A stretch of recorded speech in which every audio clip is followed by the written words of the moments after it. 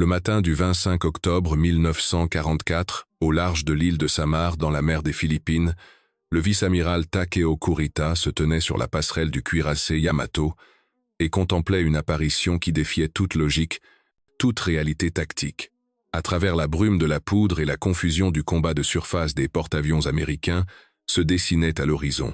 Pas les porte-avions d'escadre que ses services de renseignement avaient méticuleusement suivis. Pas les vétérans de la mer de Corail ou de Midway dont les mouvements avaient été documentés avec une patience d'orfèvre par l'intelligence navale japonaise durant 3 longues années de guerre.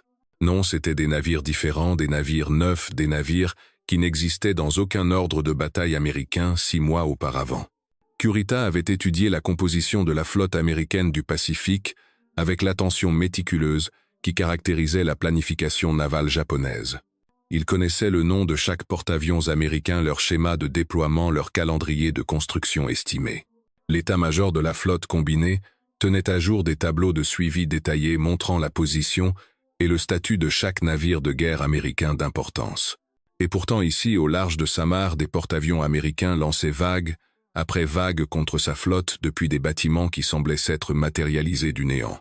L'engagement lui-même entrerait dans l'histoire comme la bataille de Samar, une action désespérée où des porte-avions d'escorte et des destroyers américains parvinrent contre toute attente à repousser la plus puissante flotte de surface que le Japon ait jamais assemblée.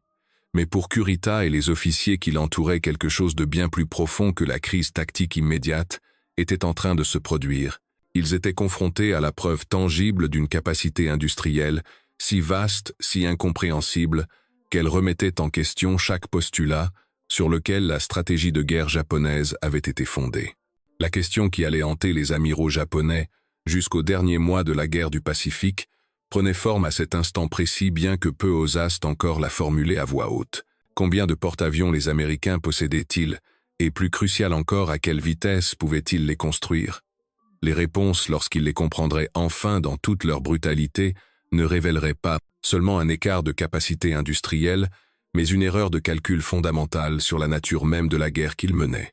Ceci est l'histoire de la manière dont des officiers de marine japonais, formés dans l'académie navale la plus rigoureuse d'Asie, vétérans de victoires éclatantes de Pearl Harbor à l'océan Indien, en vinrent à comprendre qu'ils avaient engagé une guerre contre un adversaire dont la capacité industrielle dépassait leurs estimations les plus pessimistes de plusieurs ordres de grandeur. C'est l'histoire des porte-avions de la classe Essex, un navire qui apparut au service des Américains avec une régularité si implacable que les officiers du renseignement japonais refusèrent d'abord de croire leurs propres reports. Et c'est l'histoire de l'effondrement psychologique qui se produit lorsque des militaires de carrière réalisent que le courage, la compétence et le génie tactique ne peuvent rien contre un adversaire qui peut simplement construire plus vite que vous ne pouvez couler. L'ironie suprême était la suivante: les planificateurs navals japonais avaient prédit que la puissance industrielle américaine serait formidable. Ils avaient prévenu leur propre gouvernement qu'une guerre prolongée contre les États-Unis serait économiquement insoutenable. Leurs prédictions avaient été justes. Ils avaient simplement été incapables d'imaginer à quel point elles étaient justes. Lorsque les amiraux japonais comprirent enfin l'échelle réelle de la capacité de construction navale américaine, lorsqu'ils réalisèrent que les porte-avions de la classe Essex apparaissaient dans le Pacifique à des intervalles se mesurant en semaines, plutôt qu'en années, cette prise de conscience eut des implications qui allaient bien au-delà de la tactique navale. Elle signifiait que chaque calcul stratégique qui avait guidé la planification de guerre japonaise depuis 1940 et en était basé sur des hypothèses non seulement incorrectes, mais catastrophiquement fatalement optimistes. Pour comprendre le choc qu'éprouvèrent les amiraux japonais face à la production américaine de porte-avions, il faut d'abord saisir la confiance suprême avec laquelle le Japon entra dans la guerre du Pacifique. Cette confiance n'était pas simple arrogance ou sentiment de supériorité culturelle. Elle était bâtie sur de véritables réussites, une étude minutieuse et une analyse rationnelle des faits observables tels qu'ils existaient en 1941. La marine impériale japonaise de décembre 1940 représentait l'aboutissement de décennies d'un effort national concentré. Suite à la restauration de Meiji en 1868, le Japon s'était engagé dans une course effrénée vers la modernité, se dotant d'une armée capable de rivaliser avec les puissances occidentales. La marine fleuron de la nation reçut une attention particulière, la géographie insulaire du Japon, rendant la puissance navale essentielle à sa sécurité et à son influence régionale. Dans les années 1930, la marine japonaise avait atteint la parité technologique, voire la supériorité sur n'importe quel adversaire potentiel dans plusieurs domaines critiques. L'aéronavale japonaise s'était développée avec une sophistication particulière. La doctrine de l'attaque par porte-avions qui stupéfia le monde à Pearl Harbor n'était ni une improvisation ni une copie des modèles occidentaux. Elle représentait une pensée tactique japonaise originale, affinée par des années d'entraînement et d'exercices réalistes qui préparaient pilotes et planificateurs à la complexité coordonnée des opérations aéronavales. Les Akagi Kagasoryu et Hiryu qui frappèrent Pearl Harbor n'étaient pas de simples navires, ils étaient les plateformes d'un système tactique que les aviateurs japonais avaient perfectionné à un degré qu'aucune autre marine n'égalait en 1941. La technologie japonaise des torpilles surpassait celle de toutes les autres nations au début de la guerre. La torpille Type 93 longue lance pouvait frapper des cibles à des portées dépassant les 20 000 mètres-être avec une ogive de plus de 450 kg. En comparaison, la doctrine américaine de 1940 reposait sur des armes qui souvent n'explosaient pas et manquaient de la portée ou de la vitesse des modèles japonais. Cet avantage technologique n'était pas théorique. Il avait été prouvé lors de combats de surface nocturne où les destroyers et croiseurs japonais obtenaient des résultats qui semblaient impossibles aux commandants américains, cherchant à expliquer leurs pertes. L'optique japonaise produisait des télémètres et des jumelles d'une qualité exceptionnelle. L'entraînement à la vision nocturne formait des veilleurs capables de détecter des cibles dans l'obscurité, à des distances que les marins américains peinaient à croire même après en avoir fait l'amère expérience au combat. Ces avantages étaient réels, mesurables et maintes fois démontrés en action durant la première année de la guerre du Pacifique. Ils constituaient le fondement de la conviction japonaise que la qualité pouvait compenser la quantité dans un conflit naval prolongé. Le calcul stratégique qui mena le Japon à la guerre était basé sur une évaluation froide plutôt que sur de vains espoirs. Les planificateurs japonais comprenaient qu'ils ne pouvaient rivaliser avec la capacité industrielle américaine en termes absolus. Les statistiques économiques de base étaient claires, les États-Unis produisaient environ 7 fois plus d'acier que le Japon annuellement. La production de pétrole américaine excédait les ressources contrôlées par le Japon par des facteurs qui rendaient toute comparaison presque absurde. Les documents de planification de guerre japonais de 1940 reconnaissaient explicitement ces disparités. Cependant, les stratèges japonais pensaient que ces désavantages matériels pouvaient être compensés par plusieurs mécanismes. Premièrement, ils calculaient que l'opinion publique américaine ne soutiendrait pas une guerre longue et coûteuse dans le Pacifique si les pertes s'accumulaient et les progrès semblaient lents. Deuxièmement, ils croyaient que des victoires décisives rapides créeraient un périmètre défensif que les forces américaines trouveraient prohibitivement coûteux à percer. Troisièmement, ils supposaient que la capacité industrielle américaine, aussi vaste soit-elle, en théorie serait divisée entre plusieurs théâtres d'opération et nécessiterait des années pour passer d'une production civile à une production militaire. Ce calcul stratégique, bien que se déroulant à l'autre bout du monde, n'était pas sans rappeler la doctrine de la Blitzkrieg, qui avait mis la France à genoux, frapper vite, frapper fort, et forcer l'ennemi à la table des négociations avant que sa pleine puissance industrielle ne puisse être mobilisée. L'évaluation japonaise du potentiel industriel américain était à la fois sophistiquée et fondamentalement inadéquate. Les observateurs japonais avaient étudié avec soin la capacité de production américaine. Des attachés navals avaient visité des usines américaines. Les rapports de renseignement documentaient l'échelle de la production automobile, de la sidérurgie et de l'infrastructure de construction navale. Les chiffres étaient disponibles, et selon les normes japonaises, ils étaient stupéfiants. Ce que les planificateurs japonais n'avaient pas anticipé, ce n'était pas seulement l'échelle de l'industrie américaine, mais la vitesse et l'efficacité avec lesquelles elle pouvait être redirigée vers la production militaire. En 1940, les chantiers navals américains construisaient des navires marchands en utilisant des techniques qui mettaient l'accent sur la standardisation, la construction modulaire et les méthodes de chaîne de montage empruntées à l'industria automobile. Ces méthodes se révéleraient révolutionnaires une fois appliquées à la construction de navires de guerre. Ce n'était plus de l'artisanat naval, c'était la philosophie d'Henry Ford, appliquée à la construction de léviathans d'acier. Le programme des porte-avions de la classe Essex émergea de la planification navale américaine d'avant-guerre, qui avait identifié le porte-avions comme l'arme décisive pour les opérations dans le Pacifique. Les études de conception commencèrent en 1940 et un avant Pearl Harbor, mais le rythme de la construction s'accéléra de façon spectaculaire une fois la guerre déclarée. Le premier de la classe, l'USS lui-même, fut mis sur cale en avril 1940 et un est mis en service en décembre 1942. Ce délai de construction d'environ 20 mois était déjà impressionnant selon les normes internationales, mais il ne représentait que le début de ce que les chantiers navals américains allaient accomplir.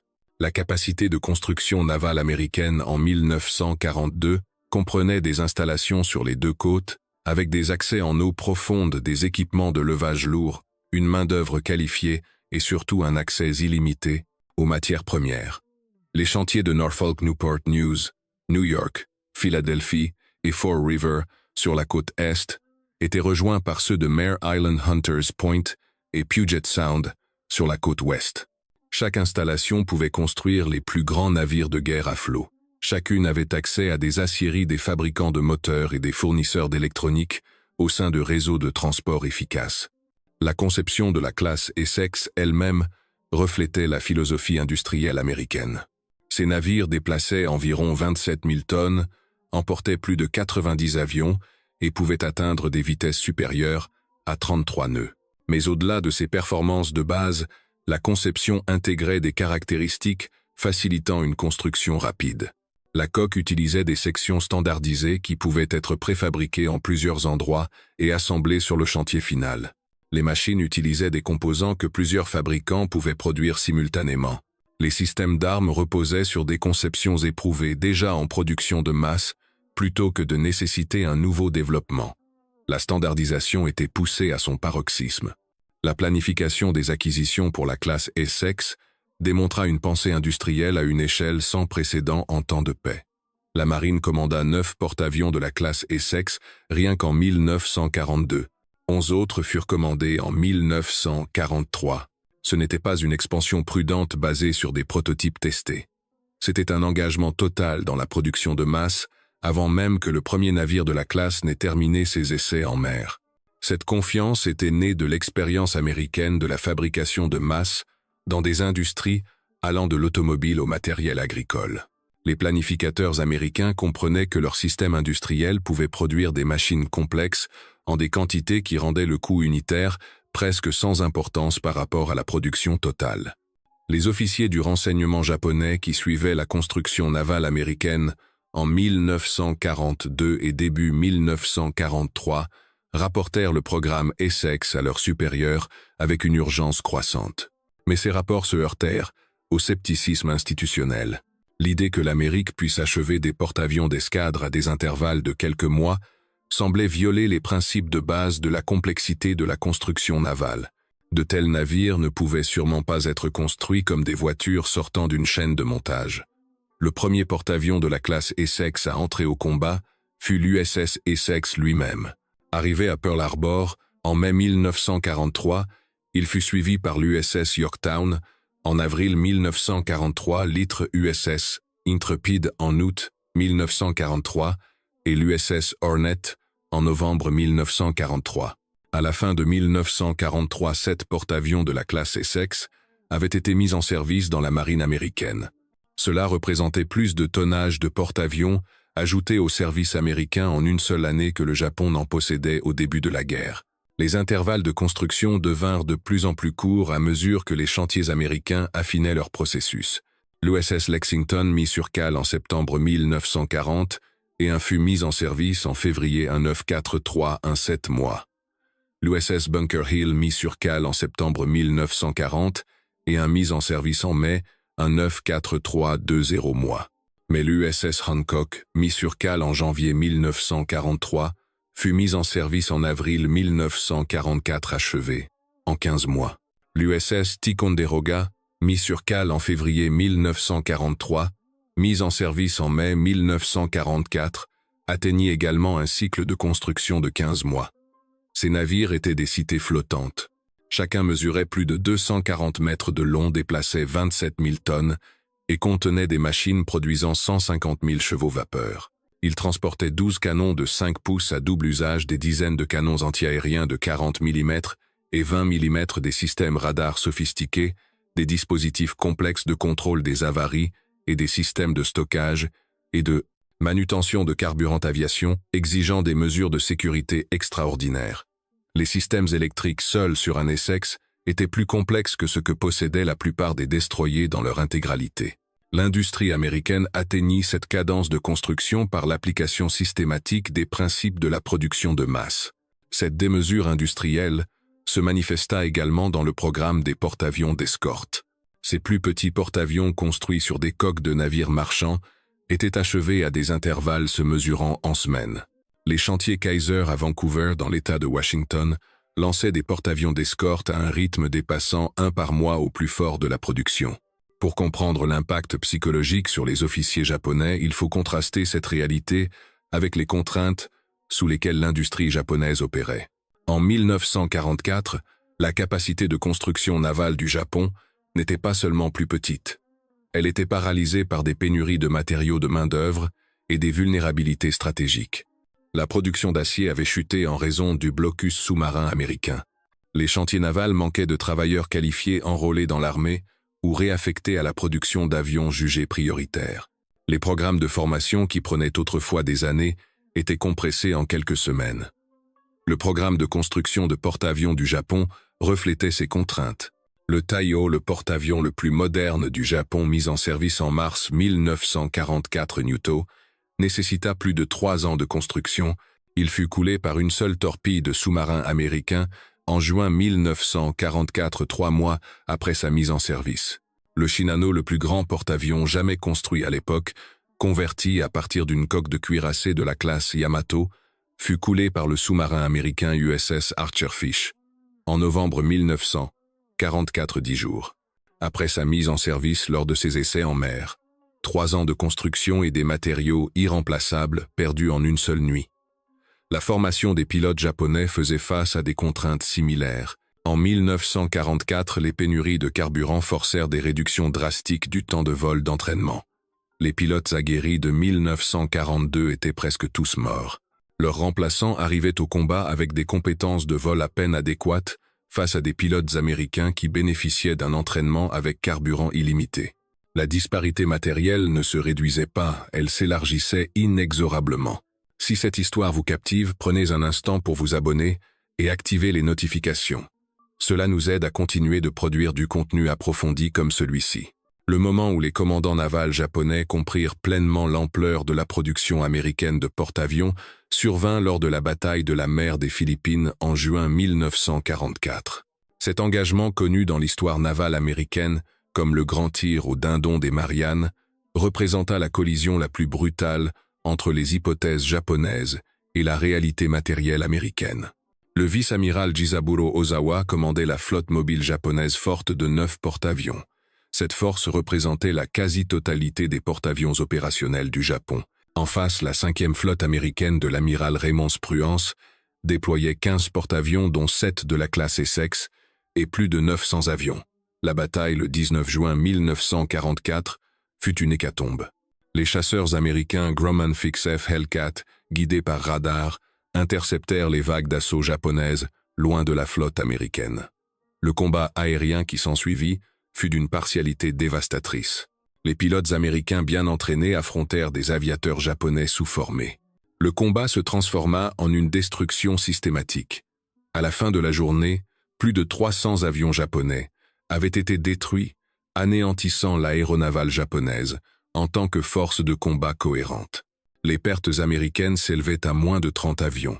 Mais la réalisation la plus terrible ne vint pas de la bataille elle-même, mais des rapports de renseignement. Les communications radio américaines interceptées faisaient référence à des désignations de porte-avions qui ne correspondaient à aucun dossier japonais. Des noms comme Wasp et Hornet apparaissaient dans les interceptions des voix fantômes surgissant du passé, car le renseignement japonais savait que ces navires avaient été coulés en 1942. Les Américains réutilisaient simplement les noms pour de nouveaux navires. L'USS Hornet, présent à la bataille, avait été mis en service 7 mois plus tôt. L'USS Wasp, lui aussi. Ces navires n'étaient pas des vétérans, Ils étaient le produit d'un torrent industriel inarrêtable. À Tokyo, l'amiral Toyoda Soemu, commandant en chef de la flotte combinée, reçut les rapports d'Ozawa. Le briefing de son état-major du renseignement documenta la production américaine avec des chiffres qui semblaient défier la crédibilité. L'Amérique mettrait en service 8 porte-avions de la classe Essex en 1944 seulement. Le Japon, en comparaison, n'en achèverait aucun.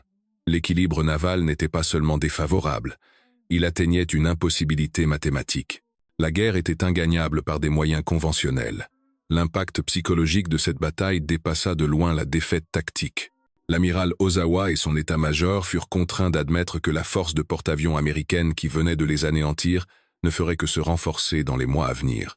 En août 1944, la force américaine dans le Pacifique comprenait 11 porte-avions d'escadre de la classe Essex, 9 porte-avions légers et plus de 70 porte-avions d'escorte. La force japonaise se composait de 6 porte-avions opérationnels, certains si démunis d'avions et de pilotes qu'ils servaient de simples transports. Le Zuikaku dernier, survivant de l'attaque de Pearl Harbor, opérait avec moins de 40 avions, moins de la moitié de sa capacité. Confronté à un problème stratégique sans solution conventionnelle, l'état-major de la flotte combinée se tourna vers l'ultime recours d'une armée acculée. Le programme Kamikaze qui émergea en octobre 1944 était la reconnaissance que l'aviation navale conventionnelle ne pouvait plus rivaliser. Les attaques suicides offraient la possibilité de submerger les défenses américaines et éliminaient le besoin de récupérer les pilotes, ce qui nécessitait des porte-avions que le Japon ne possédait plus en nombre suffisant. La bataille du golfe de Leyte en octobre 1944 démontra l'effondrement complet de la puissance navale japonaise. Les 4 porte-avions d'Ozawa, avec seulement 106 avions au total, servirent de leurre pour attirer les porte-avions américains, pendant que les cuirassés tentaient d'attaquer les forces d'invasion. Le plan reconnaissait implicitement que les porte-avions japonais n'étaient plus des armes offensives. Ils étaient réduits à des appâts des unités sacrificielles. Face à plus de 1000 avions américains, les 4 porte-avions japonais furent coulés le 25 octobre. Le Zuikaku, le dernier vétéran de Pearl Harbor, coula cet après-midi-là, marquant la fin symbolique d'une force qui avait accompli des victoires si stupéfiantes en 1941 et 1942. La compréhension par le Japon de la capacité industrielle américaine est venue trop tard et trop incomplètement pour infléchir des décisions stratégiques qui auraient pu modifier l'issue de la guerre. Les preuves disponibles sous forme fragmentaire bien plus tôt avaient été rejetées par une culture militaire qui privilégiait l'esprit offensif et la confiance en la victoire finale, des caractéristiques peu adaptées à une évaluation réaliste de l'échec stratégique. Les porte-avions de la classe Essex représentaient plus qu'une supériorité numérique. Ils représentaient une différence fondamentale dans l'approche de la guerre industrielle. La stratégie américaine supposait que la capacité de production était le facteur décisif. La stratégie japonaise, issue d'une tradition militaire, valorisant l'esprit, la compétence et le sacrifice, n'avait pas pleinement intégré la capacité industrielle comme principal déterminant de la victoire. Le parcours psychologique des amiraux japonais de la confiance au doute, puis à la reconnaissance de la défaite, est celui de professionnels militaires à travers l'histoire confrontés à la réalité que le courage et l'habileté peuvent surmonter une infériorité matérielle fondamentale. Au milieu de 1944, les officiers de marine japonais comprenaient qu'ils ne pouvaient pas gagner. Pourtant, ils continuèrent à se battre car la culture militaire, l'honneur national et la réalité politique ne laissaient aucune voie acceptable vers la reddition. Le matin de Samar, lorsque l'amiral Kurita vit ces porte-avions qui n'auraient jamais dû exister, ce ne fut que la confirmation d'une réalité que les amiraux japonais avaient été contraints de reconnaître au fil des mois précédents. Les porte-avions étaient là, d'autres arrivaient, et rien de ce que le Japon pouvait faire ne les arrêterait. Cette certitude portée par des officiers professionnels formés pour chercher la victoire par l'habileté et le courage représentait peu, être la défaite la plus complète qu'un militaire puisse subir la reconnaissance que sa profession, sa formation et son sacrifice ne pouvaient altérer un destin déterminé par l'implacable engrenage de la guerre industrielle. Merci d'avoir regardé. Si cette histoire vous a touché, partagez-la pour que la mémoire de ces événements complexes et de leurs leçons ne se perde pas.